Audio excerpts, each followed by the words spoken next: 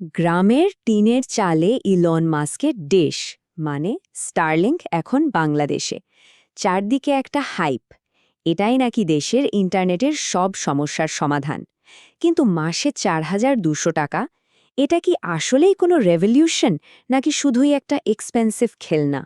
চলুন দেখি আসল খেলাটা আসলে কি। প্রশ্নটা খুবই সরাসরি। একদিকে আছে দেশের এমন সব জায়গায় ইন্টারনেট পৌঁছে দেওয়ার স্বপ্ন যেখানে কোনোদিন ফাইবার পৌঁছাবে না, আর অন্যদিকে আছে এর আকাশ ছোঁয়ার দাম আর পারফরমেন্স নিয়ে হাজারটা প্রশ্ন। সো এই দুয়ের মধ্যে আসল সত্যিটা কি, চলো খুঁজে বের করি। স্টারলিংকের মাসিক বিল ৪,২০০ টাকা। হ্যাঁ, একদম ঠিক শুনেছেন। এই নাম্বারটা মাথায় গেঁথে নিন, কারণ বাংলাদেশের স্টারলিংকের পুরো গল্পটা, মানে এর শুরু, শেষ, আলোচনা, সমালোচনা সবকিছুই এই সংখ্যাটাকে ঘিরেই ঘুরছে। এই চার্টটা দেখলেই ব্যাপারটা পরিষ্কার হয়ে যায়। পার্থক্যটা শুধু বড় না, এটা আকাশ পাতাল। একদিকে স্টারলিংকের ৪,২০০ টাকা আর অন্যদিকে আমাদের সবার পরিচিত ফাইবার ব্রডব্যান্ড, যেটা মাত্র ৫০০ টাকা থেকেই শুরু হয়। এই প্রায় ৮ গুণ দামের পার্থক্যটাই স্টারলিংকের জন্য বাংলাদেশের মার্কেটে সবচেয়ে বড় দেয়াল। এটা তো গেল মাসিক খরচ। আসল ধাক্কা তো শুরুতে। স্টারলিংকের ডিশ আর বাকি যন্ত্রপাতির দামই প্রায় একটা মোটর বাইকের কাছাকাছি, ৫৫ থেকে ৭৫,০০০ টাকা। অন্যদিকে লোকাল ব্রডব্যান্ড লাগাতে খরচ হয় সামান্যই। একজন সাধারণ মানুষের জন্য শুরুতেই এত বড় একটা ইনভেস্টমেন্ট করাটা সত্যি বলতে প্রায় অসম্ভব। আর এই আকাশ ছোঁয়ার দামের ফলাফল কি? সোর্স বলছে বাংলাদেশে চালুর প্রথম ৪ মাসে স্টারলিংক ২,০০০ গ্রাহকও জোগাড় করতে পারেনি। এই সংখ্যাটাই বলে দিচ্ছে মার্কেট এই দামে একদমই সাড়া দেয়নি। আর এটাই হলো রূঢ় বাস্তবতা। যে দেশে আমরা ৫০০ টাকায় আনলিমিটেড ইন্টারনেট পাই, সেই দেশে ৪,২০০ টাকা দিয়ে ইন্টারনেট ব্যবহার করাটা বেশিরভাগ মানুষের জন্য একটা লাক্সারি, কোনোভাবেই প্রতিদিনের প্রয়োজন না।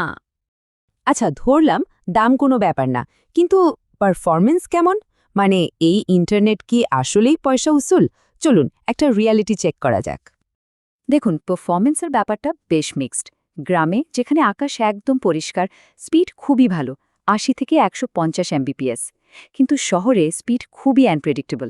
গেমিংয়ের জন্য পিং ৩০ থেকে ৬০ মিলিসেকেন্ড, যা মোটামুটি ঠিকঠাক।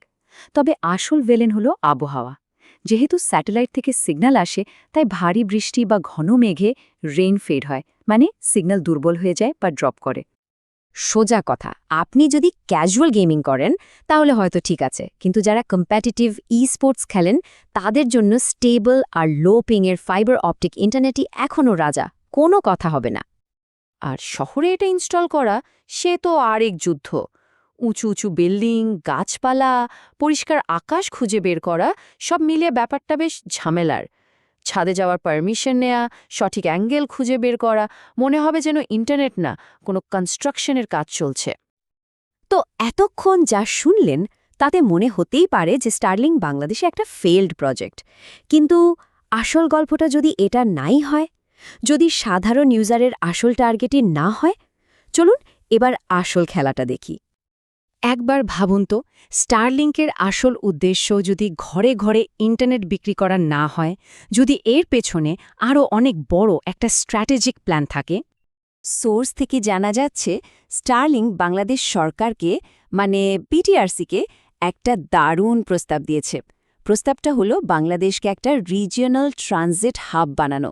সহজ ভাষায় বললে, বাংলাদেশ হবে আশেপাশের দেশগুলোতে ইন্টারনেট সাপ্লাই দেওয়ার একটা সেন্ট্রাল হাব।